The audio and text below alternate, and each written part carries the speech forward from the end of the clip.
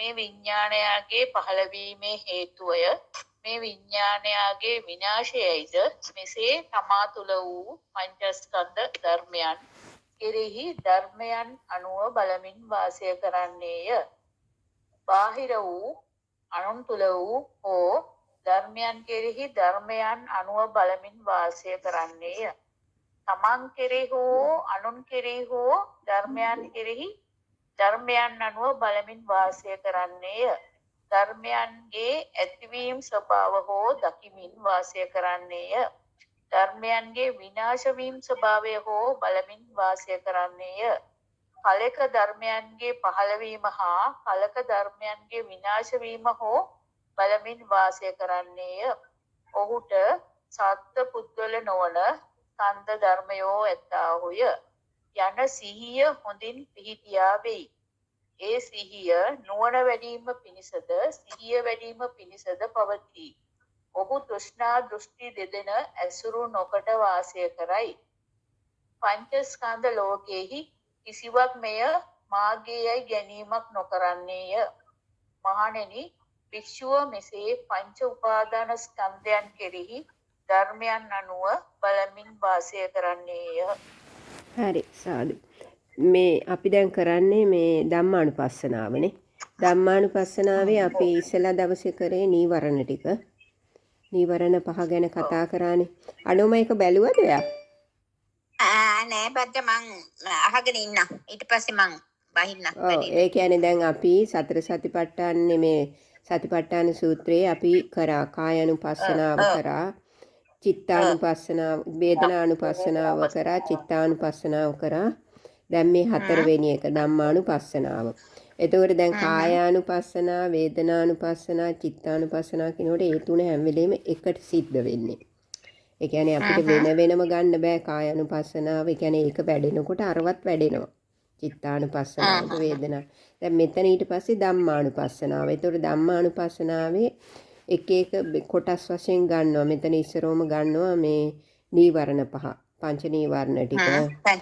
ඔව් කාමච්ඡන්දේ, ව්‍යාපාද, තීන මිද්ද, උද්ධච්ච කුක්කුච්ච, විචිකිච්ඡ.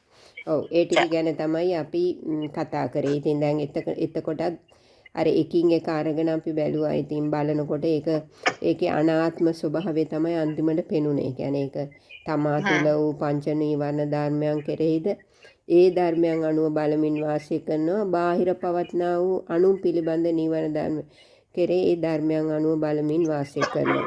තමන් පිළිබඳ වූද අනුන් පිළිබඳ වූද ධර්මයන් කෙරේ ඒ ධර්මයන් අනුව එතකොට ඒක ධර්මයක් විදිහට තමයි පෙනෙන්නේ. ඒ කියන්නේ ඒක සත්‍ය පුද්ගලෙක් විදිහට අල්ලගන්නේ.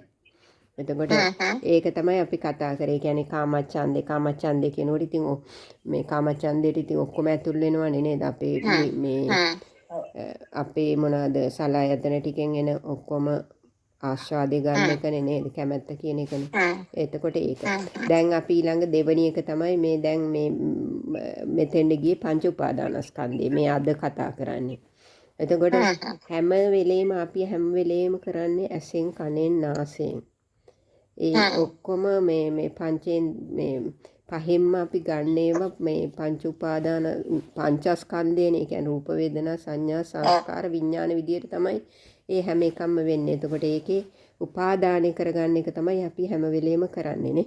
ඒකයි මෙතන කියන්නේ රූප, වේදනා, සංඥා, සංස්කාර, විඥාන. ඔව්.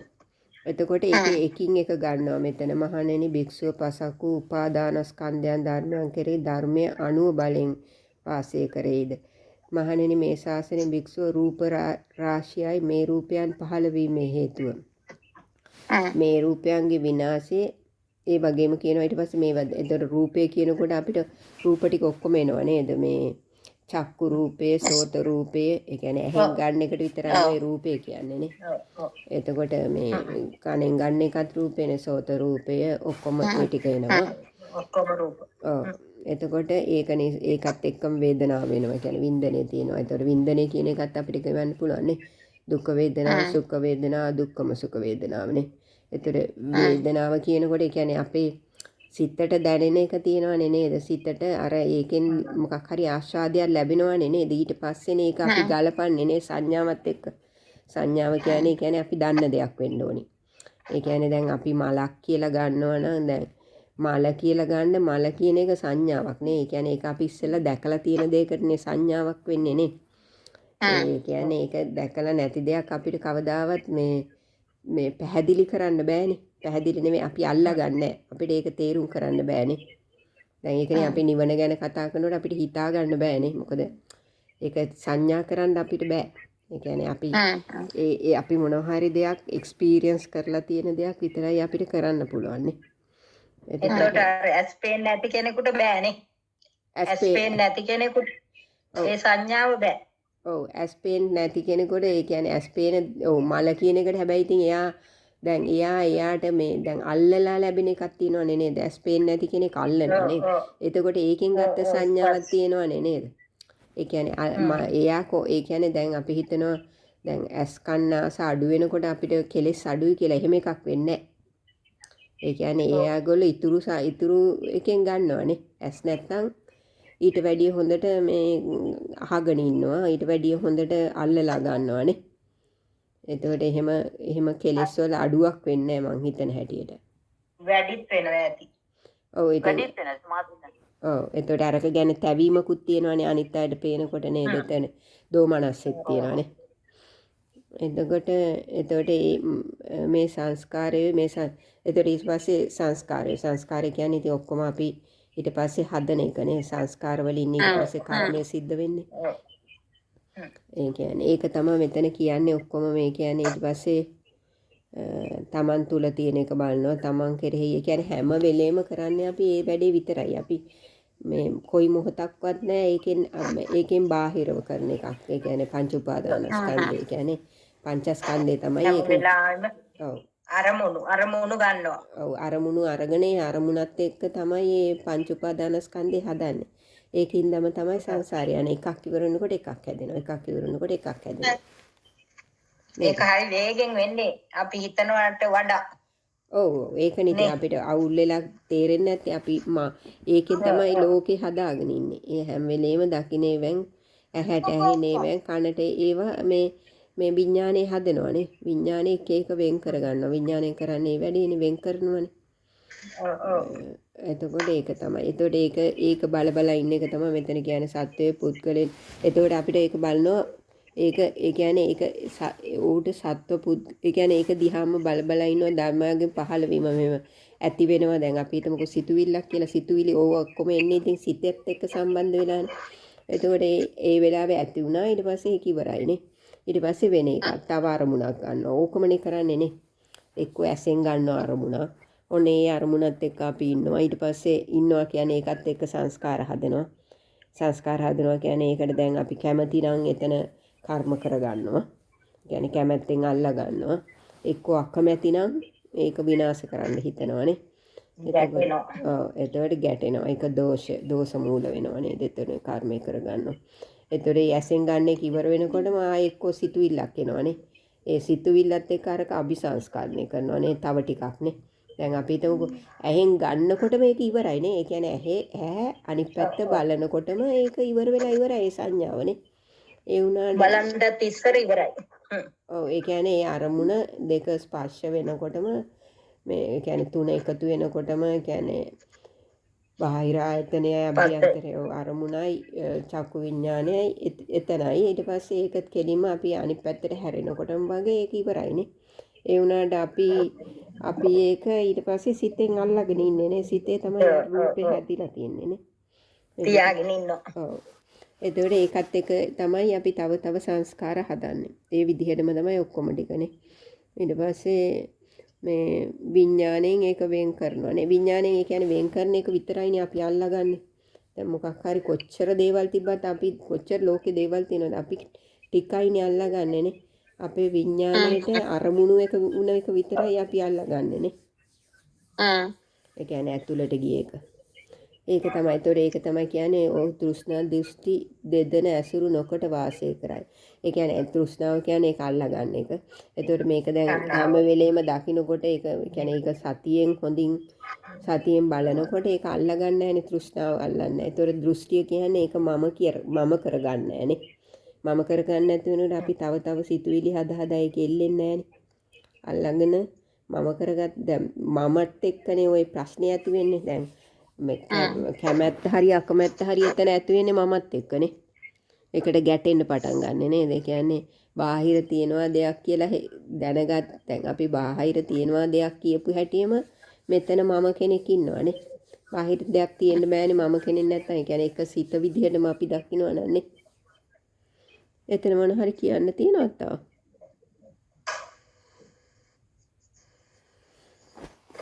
එතන තණ්හා දිට්ඨි මානනේ. ඔව් දිට්ඨි මාන කියන එක තමයි. කො චිත්‍රා ඉන්නවද? සද්ද නැහැ.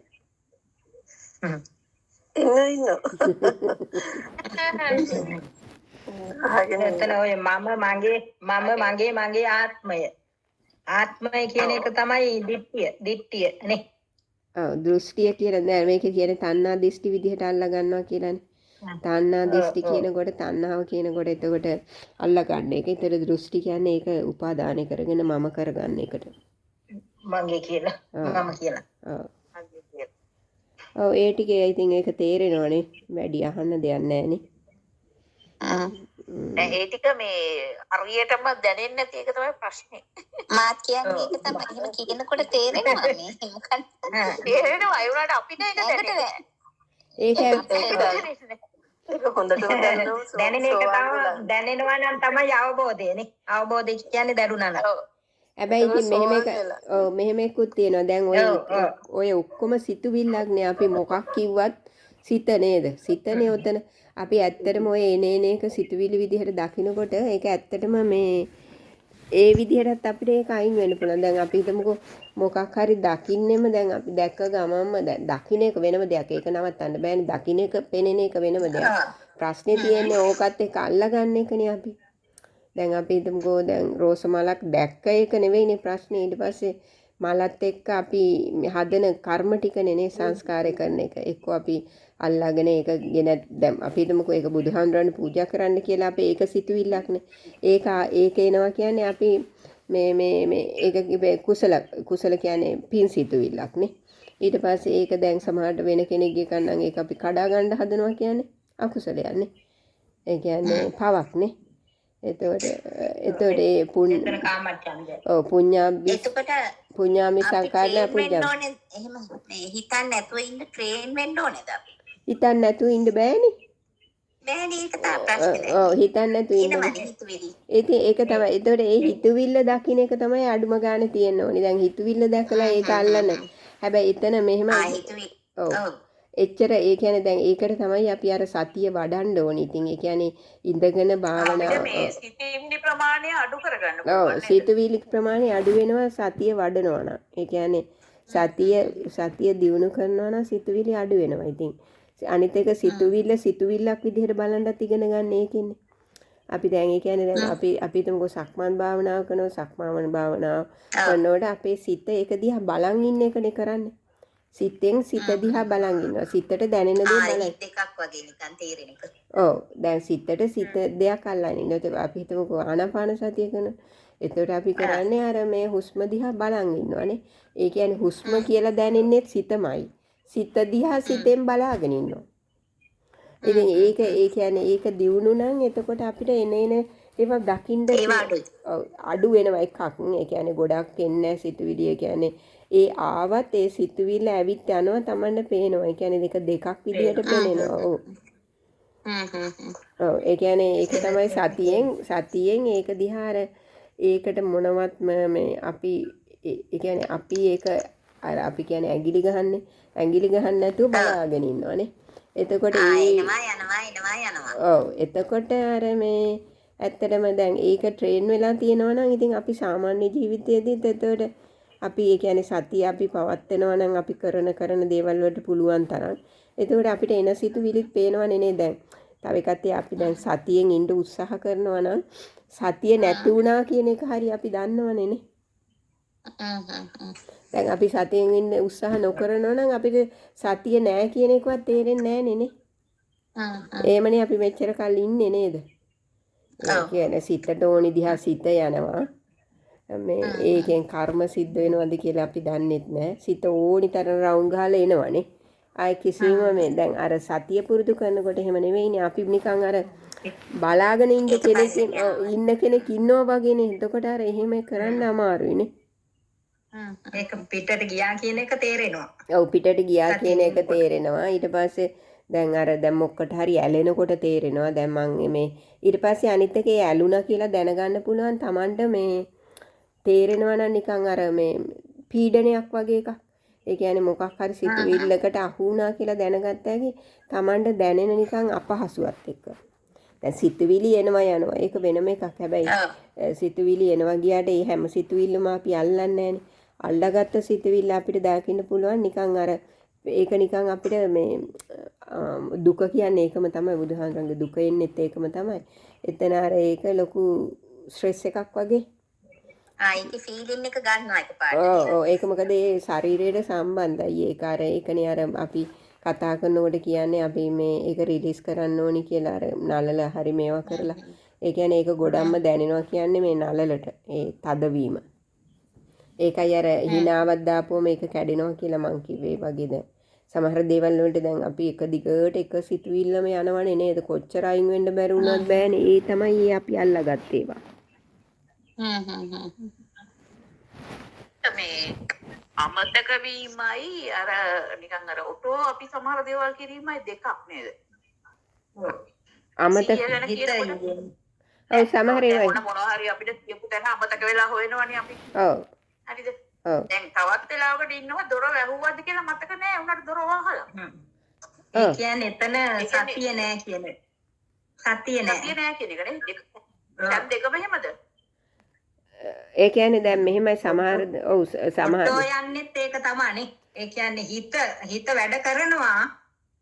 නමුත් අපිට සතිය නෑ. හිත අරමුණේ තිබිලා නැහැ. ඒ කියන්නේ දොර වහද්දි හිත තිබිලා තියෙනවා. හැබැයි වෙන තැනක තිබ්බ හින්දානේ අරක අහුවෙලා නැත්තේ. ඒ කියන්නේ දැන් ඕක විඥානේනේ ඕව ඔක්කොම රෙකෝඩ් කරන්නේ. ඒ කියන්නේ විඥාණයෙන් ඒක රෙකෝඩ් වෙලා නැහැ නේද? දැන් අපි දොර වැහුවා කියලා අමතකයි කියන්නේ ඒ වෙලාවේ අපේ සිත තිබිලා තියෙන දොරේ නෙවෙයිනේ. සිත වෙන ඔව් සිත වෙන තැනකට දුවලා. ඔව් සිත වෙන තැනකට දුවලා තියෙනවානේ. වෙන දෙයක් හිතා දොර වැහුවා. ඔව් එතකොට අපි එතන කෙලින්ම සංස්කාර හදාද ඒ වෙලාවේ කියන්නේ අපේ සතියෙන් නෙවෙයි එතන කරලා තියෙන වැඩේ. සතිය කියන්නේ හිත වෙන තැනක කරලා තියෙන අරමුණට නෙවෙයි අරගෙන තියෙන්නේ. එතකොට හැබැයි සමහර ඒවා ඔටෝ ඒවා තියෙනවා. අර දැන් අපි සක්මන වුණත් ගොඩක් පුරුදු කරපුවම ඊට පස්සේ අපි ඒක හිතන්නේ අපිට බලාගෙන ඉන්න පුළුවන්. මම ඇවිදිනවා පේනවා කෙනෙක්. හැබැයි මේ ඇවිදින හැම වෙලේම අපි ඒ කියන්නේ කෙනෙක් කියන්නේ යන විදිහ පේනවා. හැබැයි අපි ඒ හැම අඩියක් ගානේ මේ වෙලාවේ හිත නෑනේ. ගොඩක් සතිය දිනුනාට පස්සේ ඒක අහුවෙන්නෙත් නෑනේ අපිට. එහෙමත් තියෙනවා. කියන්නේ අපි බලාගෙන ඉඳ යන සමහර වෙලාවට තියෙනවනේ මේ ඔය දැන් අපි මොන හරි ඩ්‍රයිවිං කරනකොට උනත් ඒක ඒ කියන්නේ පුරුදු වුණාම සිතට පුළුවන් අර පුරුදු කරවන්න. නැත්නම් ඉතින් අපිට ඒක කරන්න බැරි වෙනවනේ. හැම වෙලේම කකුල හිතා තියන්න ගියොත් ඉතින් එලවන්නම හම්බ වෙන්නේ නැහැ නේ. එහෙම නෙවෙයි. අර එක පුරුදු වෙනවා ඒක. ඒ වුණාට අර අපි දැන් මතක තියෙන්නේ අපි සතියෙන් කරපු ඒවා විතරයි ඇත්තටම. ඒ හරියට මේ වෙලාවේ අපේ කොහෙද කරේ කියලා ඒ වෙලාවට ඒ අරමුණ තියාගෙන කරා නම් එතන මතකයිනේ. අර අපි වන්දනා කරනකොට එහෙම ගාථා කියනකොට වෙලාවකට යනවා ගාථා මේ හිතන්නේ නැතුවත් යනවා. ඔව් ඉතින් ඒ කටපාඩම් කරපුවා ඔක්කොම කියන්න පුළුවන් නේද? ඒක යනවා මේ ඔව් වෙලාවකට කියලා ඒ අර එතකොට සතිය නෑ.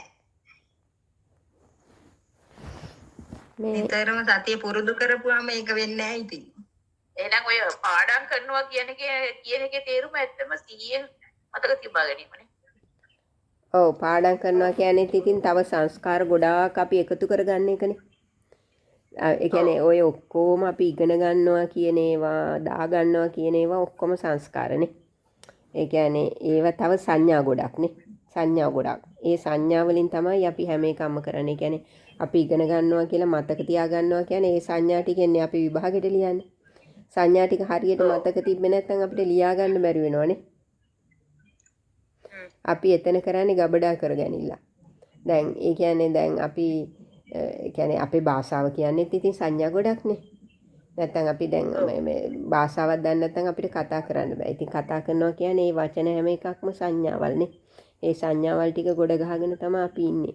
ඒකයි අපිට අර අයින් කරන්න හරි අමාරු ඕනි මේකක්. දැන් අපි දැන් එතන වුණත් කියන්න පුළුවන්. දැන් අපි ධර්මයේ කියන්නේ සංඥා ගොඩක්නේ. අපි මේ ඉගෙන මේ සූත්‍රය කියවනවා කියන්නේ සංඥා ගොඩක්නේ.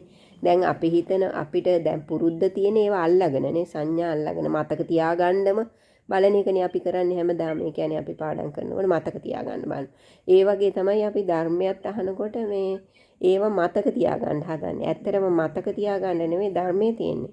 ධර්මයේ ඒක අපි තේරුම් අරන් අපි ඒකට ප්‍රැක්ටිකල් වෙන්න ඕනේ.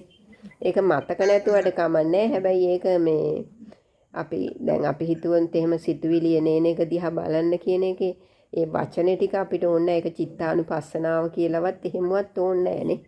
හැබැයි ඒක අපිට මේ වැඩේ මතක නැහැ. ඒකනේ ඉතින් ප්‍රැක්ටිකලි කරන්නේ දැන්. අපි විපස්සනාව කරනකොට කරන්නේ ඉඳගෙන මොකවත් නොකර ඉඳීමනේ. මොකවත් නොකර ඉඳගෙන වෙන දේ වෙන විදිහට බලන් දෙන එක. මොකද අපි ඒ පොඩි කාලේ ඉඳලා පුරුදු වෙලා තියෙන වෙන දේ වෙන විදිහ නෙවෙයිනේ බලාගෙන ඉඳලා තියෙන. ඒ කියන්නේ අපි එන එක එක්ක මතක තියාගන්න ඉගෙනගෙන තියෙනවා එක්කෝ එහෙමනේ. දැන් ඒ කියන්නේ එකක්වත් අපි නිකන් බෙන්ඩ අරින්නේ නැහනේ. දැන් භාවනා කරන්නේ සතිය පුරුදු කරන්න ඉඳගත්තාම විපස්සනාව අපිට තේරෙනවා කොච්චර අමාරුද නිකන් ඉන්න කියලානේ. නිකන් ඉන්න අමාරුයිනේ. ඒ කියන්නේ එක්ක නැගිටලා යන්න හිතනවා. ඒ කියන්නේ තව අරමුණකට යන එකනේ නැගිටලා යනවා කියන්නේ. ඒ තමයි අපේ කාමාශාව හරි මොකක් හරි එකක් නේද? ඒ කියන්නේ අපේ නීවරණ තමයි ඒ. දැන් අපිට භාවනා කරන්න ඉඳගත්තට නෑ මේ වෙලාවෙම වෙන වැඩක් තියෙනවා කියන්නේම අපේ මනස වැඩ කරන හැටිනේ නේ. එක්කෝ තීන මිද්දේ ඒක යෝජනා කරනවා. ඔව් යෝජනා කරනවා. ඒකෙම පේනවනේ හිත අපේ නෙවෙයි කියලා. අපිට ඕනි කරන්න තියෙන්නේ එක වැඩක්. හැබැයි අපි හිතන් ඉන්නේ හිත අපේ කියලානේ. අපිට ඕනියව කරනවා කියලා හිත අපිට ඕනියව කරන්නේ නැහැ. දැන් අපිට භාවනා කරන්න ඉඳ ගන්න ඕනවාට කීයක් දේවල් කියනවා. එක්කෝ කියයි බඩගිනි කියලා. එක්කෝ කියයි දැන් ළමයා ඉන්දිසරු යන්න තියෙනවා කියලා. එක්කෝ ඒ කියන්නේ සමහර වෙලාවෙට ඒවා සාධාරණීකරණය කරනවානේ. දැන් අපිට බඩගිනි හරි නිදිමත හරි කියලා නැගිටිනවට වැඩිය ඒක ලේසි සාධාරණීකරණය කරන්න නෑ. දැන් ළමයා එනකොට බඩගිනි වෙලා ඉන්නේ දැන් මං කරන්න එපයි මේක කියලානේ. ඒකට කියන වංචනික. ඊට පස්සේ ඒකට නැගිටලා යනවනේ අරක කරන්න නැතු. හොඳ දානෝම. ඔව් මට වතුර ටිකක් හරි බොන්න හිතෙනවා.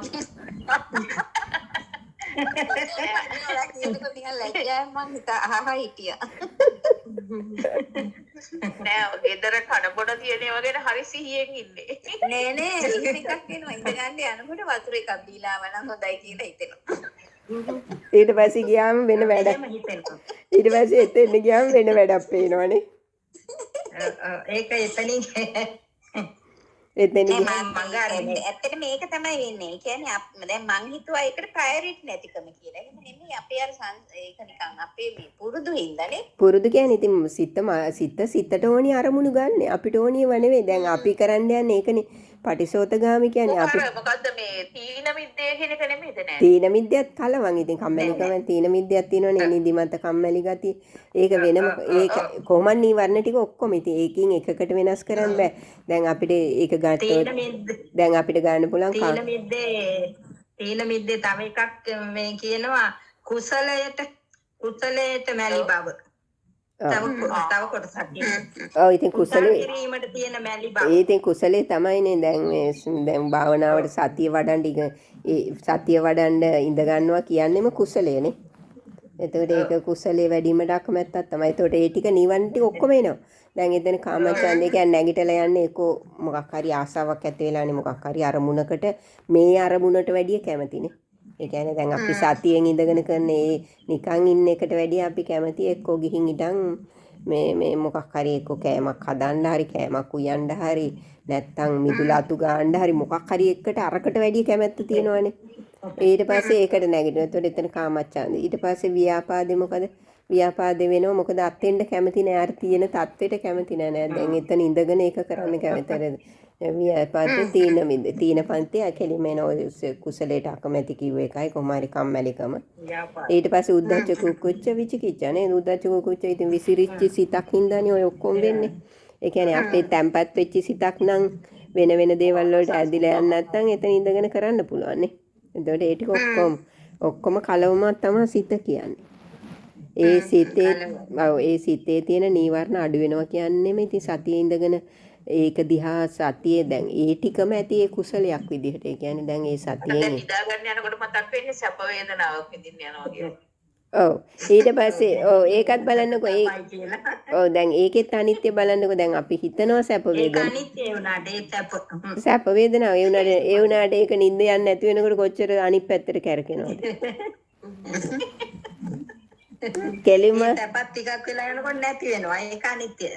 සැප ටිකක් වෙලා තියෙන්නෙත් නෑ. මේ මොහොතට ඒක එක්ක හිතෙන් විඳිනවා. ඔව් දැන් කිව්වේ නේද? ඊට පස්සේ ඒ කියන්නේ දැන් එතන දැන් ඒ වෙලාවේ අරමුණ අපි හිතනවා ප්‍රියයි කියලා. ඒකනේ අපි මෙහි ඉපදෙන්නෙම ඒකටම තමයි. මොකද කාම ලෝකයකනේ කාමවචර ලෝකෙක ඉපදිලා තියෙන්නෙත් ඉස්සරත් ඒවටම අල්ලගෙන ඉඳලානේ අපි. එතකොට ඒක නිසා මේ අපිට මේ සලයතන ටික දීලා අපි දැන් ඒකටම තමයි. ඒක අපේ වැරද්දක් නෙවෙයි. ඒක තමයි. දැන් ඔතන වැරද්ද තියෙන්නේ අර දැන් අපි තාම මේ මුලාවේ ඉන්න එකනේ. එතකොට ඒකෙන්ම ගිහින් ආයෙත් ඒ විදිහටම ඉපදෙනවා අපි. වීරයෙන්ම තමයි එන්න වෙන්නේ නේ. ඔව් ඉතින් වීරියෙන් තමයි අනිත් පැත්ත කරකවන්න ඕනේ. ඒ කියන්නේ ඒක කරන්න අපහසුවක් නැහැ. ඒක අනුසෝතගාමිනේ. ඒ කියන්නේ ඒක යන විදිහට යන්න දෙන එක අමාරුවක් නැහැ. එතකොට ලෝකේ. ඔව් එතකොට ඒක පටිසෝතගාමි වෙන එක තමයි අමාරු. ඒ කියන්නේ දැන් ගඟක පහළට පීනන්න ලේසි උඩහට පීනන එක අමාරු. එතකොට අපි ඒකයි අර විපස්සනා භාවනාවක් කරන්න අකමැති. මොකද අපේ සිත කැමති නැහැ අරමුණු වලින් අඩු වෙලා ඉන්න. එක අරමුණකට දාන්න. හිත අල්ලා ගන්න ඕනේ අපිට ඕනේ විදිහට. අපිට ඕනේ විදිහට වැඩ කරන්න. හිත මේවා කරගන්න. ඒකනේ භාවනාවෙන් වෙන්නේ නේද? ඔව් හිත සතිය පුරුදු කරනවා කියන්නේ මේ මොහොතට වෙන දේවල් දිහා අපි සතියෙන් ඉන්නවා. සතියෙන් සිහියෙන් ඉන්නවානේ. එතකොට තමයි අපිට ඇත්ත ඇති සැටියට පේන්නේ. නැත්තම් ඒ කියන්නේ ඇත්ත අවබෝධයක් එන්නේ එතකොට. මොකද අපි අනිත් වෙලාවේදී හැම වෙලේම අපේ හිත අර නීවරණ වලින් පිරීලානේ. එතකොට අපිට අවබෝධයකට යන්න බෑනේ. එතකොට ඒකට කියනවා ප්‍රඥාව. ප්‍රඥාව නිසා අවබෝධය ඇති වෙනවා. ප්‍රඥාව කියන්න බෑ. ඉතින් අපි එතන කරන්නේ ඉතින් විපස්සනාවන්නේ සතිය දියුණු කරනවා. ඉතින් ප්‍රඥාව නෙවෙයි එතන. ඉතින් අපි සතියෙන්ම වෙන වැඩක් තමයි. ප්‍රඥාව දියුණු වෙනවානේ ටික ටික. ප්‍රඥාව අවදි වෙන්න ඕනේ එතන. අවදි වෙනවා. ප්‍රඥාව දියුණු වෙන්නේ ප්‍රඥාව අන්තිමට ඔය මේ මොකද්ද එතන එන්නේ මොකද්ද මට මතක නෑ වචනේ.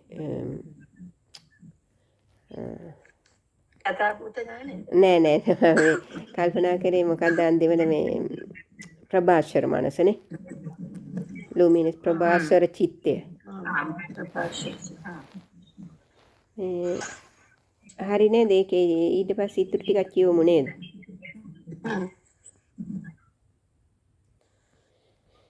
මතකද විනිතනවා? ප්‍රඥාව වෙන්නේ අන්තිමටමනේ ප්‍රඥාව. ඔව් ප්‍රඥාව ගැන කියන්න බෑ. ඉතින් ওই සතිය දියුණු කරනකොට ඉතින් අපි දියුණු කරන එකනේ එතන කරන්නේ. සතිය දියුණු කරන එක. සතිය වඩන එක.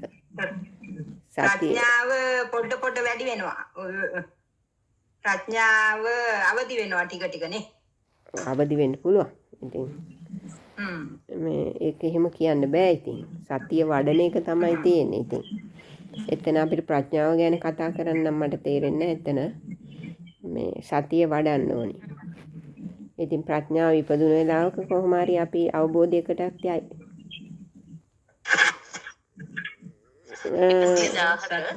117. ඔව්. ආත්මෙනි නැවතද භික්ෂුව තමන් තුළ වූ සය ආයතනයන්ද ඇස කන නාසය දිව කය සිත පිටත වූ සය ආයතනයන්ද රූප ශබ්ද ගන්ධ රස ස්පර්ශ ධර්ම යන ධර්මයන් කෙරෙහි ධර්මයන් අනුව බලමින් වාසය කරන්නේය. මහණෙනි භික්ෂුව තමන් තුළ වූද පිටත වූද සය ආයතනයන් කෙරෙහි ධර්මයන් අනුව කෙසේනම් බලමින් වාසය කරයිද? මහණෙනි මේ ශාසනයෙහි භික්ෂුව ඇසද දැනගනි, රූපයන්ද දැනගනි. ඒ දෙදෙනාගේ එක්වීම හේතු කොටගෙන යම් සංයෝජනයක් උපදින්නේද එයද දැනගනි. යම් කරුණකින් නූපන් සංයෝජනයාගේ ඉපදීම වේද එයද දැනගනි. යම් කරුණකින් උපන් සංයෝජනයාගේ දුරවීම වේද එයද දැනගනි. යම් කරුණකින් දුරු වූ සංයෝජනයාගේ නැවත ඉපදීමක් නොවේද එයද දැනගනි. කනද දැනගනි, ශබ්දයද දැනගනි. ඒ දෙදෙනාගේ එක්වීමෙන් යම් සංයෝජනයක් උපදින්නේද එයද දැනගනි. යම් කරුණකින් නූපන් සංයෝජනයාගේ ඉපදීමක් වේද එයද දැනගනි. යම් කරුණකින් උපන් සංයෝජනයාගේ දුරුවීම වේද එයද දැනගනි. යම් කරුණකින් දුරු වූ සංයෝජනයාගේ නැවත ඉපදීමක් නොවේද එයද දැනගනි. ආසයද දැනගනි. ගන්ධයන්ද දැනගනි. ඒ දෙදෙනාගේ එක්වීමෙන් යම් සංයෝජනයක් උපදින්නේද එයද දැනගනි. යම් කරුණකින් නූපන් සංයෝජනයාගේ ඉපදීමක් වේද එයද දැනගනි. යම් කරුණකින් උපන් සංයෝජනයාගේ දුරුවීම වේද එයද දැනගනි. යම් කරුණකින් දුරු වූ සංයෝජනයාගේ නැවත ඉපදීමක් නොවේද එයද දැනගනි. දිවද දැනගනි. රසයන්ද දැනගනි. ඒ දෙදෙනාගේ එක්වීමෙන් යම් සංයෝජනයක් උපදින්නේද එයද දැනගනි. යම් කරුණකින් නූපන් සංයෝජනයාගේ ඉපදීමක් වේද එයද දැනගනි. යම් කරුණකින් උපන් සංයෝජනයාගේ දුරුවීම වේද එයද දැනගනි. යම් කරුණකින් දුරු වූ සංයෝජනයාගේ නැවත ඉපදීමක් නොවන්නේද එයද දැනගනි. කයද දැනගනි. ස්පර්ශයද දැනගනි. ඒ දෙදෙනාගේ එක්වීමෙන් යම් සංයෝජනයක් උපදින්නේද එයද දැනගනි. යම් කරුණකින් නූපන් සංයෝජනයාගේ ඉපදීමක් වේද එයද දැනගනි. යම් කරුණකින් උපන් සංයෝජනයාගේ දුරුවීමක් වේද එයද දැනගනි. යම් කරුණකින් දුරු වූ සංයෝජනයාගේ නැවත ඉපදීමක් නොවන්නේද එයද දැනගනි. සිතද දැනගනි. ධර්මයන්ද දැනගනි. ඒ දෙදෙනාගේ එක්වීමෙන් යම් සංයෝජනයක් උපදින්නේද එයද දැනගනි. යම් කරුණකින් නූපන් සංයෝජනයාගේ ඉපදීමක් වේද එයද දැනගනි. යම් කරුණකින් උපන් සංයෝජනයාගේ දුරුවීමක් වේද එයද දැනගනි. යම් කරුණකින් දුරු වූ සංයෝජනයාගේ නැවත ඉපදීමක් නොවන්නේද එයද දැනගනි. මෙසේ තමා තුළ වූ ආයතන ධර්මයන් කෙරෙහි හෝ ධර්මයන් අනුව බලමින් වාසය කෙරෙහි. පිටත් වූ ධර්මයන් කෙරෙහි හෝ ධර්මයන් අනුව බලමින් වාසය කෙරෙහි. තමන් තුළ වූද පිටත් වූද ධර්මයන් කෙරෙහි හෝ ධර්මයන් අනුව බලමින් වාසය කෙරෙහි. ධර්මයන්ගේ ඉපදීම් ස්වභාව හෝ බලමින් වාසය කෙරෙහි. ධර්මයන්ගේ විනාශ වීම ස්වභාව හෝ බලමින් වාසය කෙරෙහි. හලක ධර්මයන්ගේ ඉපදීම හා හලක විනාශ වීම බලමින් හෝ වාසය කෙරෙහි. ඔහුට සත්ත්ව පුද්ගල නොවන ආයතන ධර්මයෝ ඇත්තාහුය යන සිහිය මනාකොට පිහිටියා වෙයි. එය නුවණ වැඩිම පිණිසද සිහිය දියුණු වීම පිණිසද පවතී. ඔහු තෘෂ්ණා දෘෂ්ටි දෙදෙන අසුරු නොකොට වාසය කරන්නේය. ආයතන ධර්ම ලෝකයේ කිසිවක් මමය මාගේයයි ගැනීම නොකෙරේ. මහණෙනි, ඒ භික්ෂුව මෙසේද තමන් තුළ වූද පිටත් වූද 12 ආයතන ධර්මයන් කෙරෙහි ධර්මයන් අනුව බලමින් වාසය කෙරෙහි. හරි නේද? ඉතින් 12 ආයතන කියන්නේ එතකොට 6යි නේද? සලආයතන දැන් අපි ගත්තොත් එහෙම ඔව් ඒ කියන්නේ සලආයතන 6ක් එනවනේ. 5යි ඇස කන නාසය දිව කය සිත නේද? එතකොට එතන 6යි. එතකොට බාහිර ආයතන 6යි. අභ්‍යන්තර ආයතන 6යි. ඒකට තියෙන බාහිර ආයතන ටිකනේ. රූප ගන්ධ රස ස්පර්ශ ධර්ම. එතකොට 12ක් එනවනේ. එතකොට එතකොට ඒ කියන්නේ දැන් එතන මං හිතන්නේ සංයෝජනය කියන්නේ දැන් අපිට රූපයක් ඇස රූපයක් දැනගන්නවා කියලා දැනගන්නවා. කන සද්දයක් ඇහෙනවා කියලා දැනගන්නවා. නාසය ඒ ටික තමයි ඒ දැනගන්නවා කියන්නේ නේ. ඒ කියන්නේ මේ දැනගන්නවා කියන්නේ මම බලනවා කියන එක නෙවෙයි කියන එක. ඒ කියන්නේ දැන් අපි කරන්නේ රූප බලනවා. දැන් අපි හැම වෙලේම උත්තේ දාලානේ කතා කරන්නේ. මම බලනවා, මම අහනවා, මම බලනවා, මම අහනවා, මම හිතනවා. එහෙමනේ අපි කියන්නේ නේ. දැන් මෙතන ඒක දෙයක් විදිහට පේන්නේ. ඒ කියන්නේ මෙතන කියන්නේ ඇස. දැන් අපි දැනගන්න ඕනි එතන ඇසයි රූපයයි චක්කු විඤ්ඤාණය හම්බුනාම තමයි එතන ඒ තුනේ ස්පර්ශය තමයි මේ අපි දැකීමක් එතන වෙන්නේ නේ. දැකීමක්.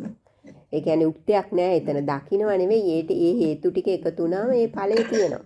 හේතු නිසා ඵලයක් තියෙනවා. ඒකනේ වෙන්නේ හැම වෙලෙම කනට ශබ්දයක් ආපුවම කනට ඇහෙනවා. ඒ කනට අපි ඉන්න ඕනේ නෑ. කනට කොහොමත් ඇහෙනවා.